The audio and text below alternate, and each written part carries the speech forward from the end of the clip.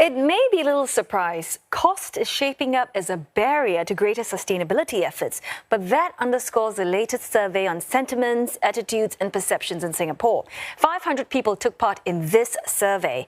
It is the second edition conducted by energy management and automation company Schneider Electric. Well, the survey found that while more Singaporeans prefer to live and work in green buildings, less than half are prepared to pay more for them. In addition, only 3 in 10 would pay for sustainable products and services or stop buying from environmentally harmful companies. Almost half of those surveyed cited cost as the main barrier to owning electric vehicles as well. Now, the survey also finds most Singaporeans now consider themselves environmentally conscious and are shifting their behaviours by reducing household electricity usage, even factoring renewable energy sources when choosing their providers. Even so, most seem to remain pessimistic. Only half of respondents are confident organizations will meet their emission targets, and less than 2/3 are confident that Singapore can achieve its net zero ambitions by 2050. Well, joining us to make sense of it all is Yoon Yang Kim from Schneider Electric. Well, Mr. Yoon, Singaporeans, so they appear to be changing their behaviours, but how do you explain, this willingness to pay more for cleaner electricity, but not products like EV cars, aside from the fact that it is quite costly? Yeah, good evening. Actually, thanks for this opportunity to share this survey that has been done recently. And in fact, it is incredible how we can see that product and service is only 30% of the people would pay more. But when it comes to more specific questions like building as well as EV cars, they are looking for paying even further, like 50% of the population or of the respondents.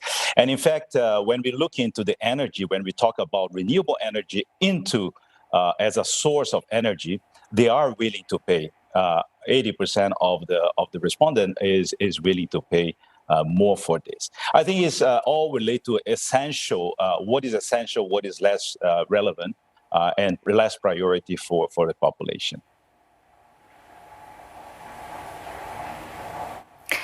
What about other types of environmentally sustainable products and services? In your survey, what does it show? I mean, how willing are we to pay for them?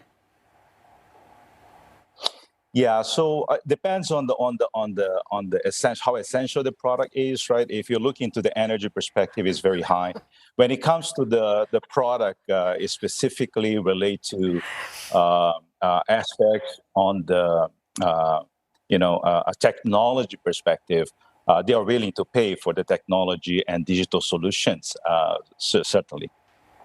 Now, with all the technological, advances, how do you think, or rather, how can stakeholders make environmentally friendly products and choices more affordable for all? Are we talking about scalability here?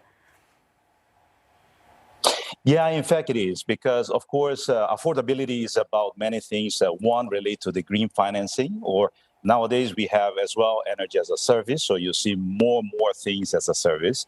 And of course, scalability of the technology bring much more cost down to the population and to the Singaporeans. We can take examples of, for instance, solar panels that used to be much more expensive. Nowadays, it's much more affordable as well. Not only that, but as well as very easy and accessible using as an OPEX model rather than CAPEX model. So a significant proportion of Singaporeans, they do not believe that we will reach our climate goals. What more, will it take to convince these people? I mean, are we really talking about bringing the cost down? Only then, as much as they believe in these goals, are their actions willing to follow suit? I think it's not about only cost. It's about as well as consciousness and understanding on this journey. And in fact, when we look into the Singaporeans today, 9 out of 10 is really saying that are conscious about environmental impact, and being a green country is extremely relevant. But when we come into the aspects of deploying that and how to do it is the question mark. And more we see people asking how to do it rather than what to do it.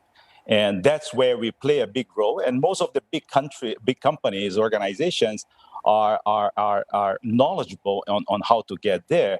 But when it comes to the small and medium-sized enterprise, those are the ones that most probably needs more help, and the ecosystem needs to help to come together in this journey. So, I mean, naturally, it all starts from being increasingly, environmentally conscious. That's the first step before you can even reverse climate change. But, what else? What kind of change would you like to see pick up pace?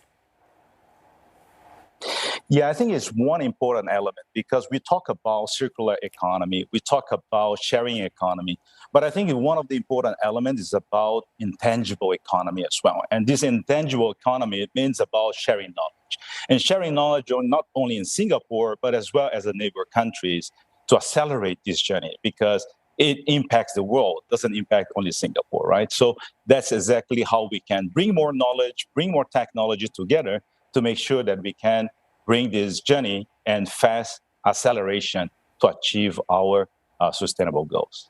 It's been good speaking to you. Thanks very much for your time, Yoon Yang Kim of Schneider Electric.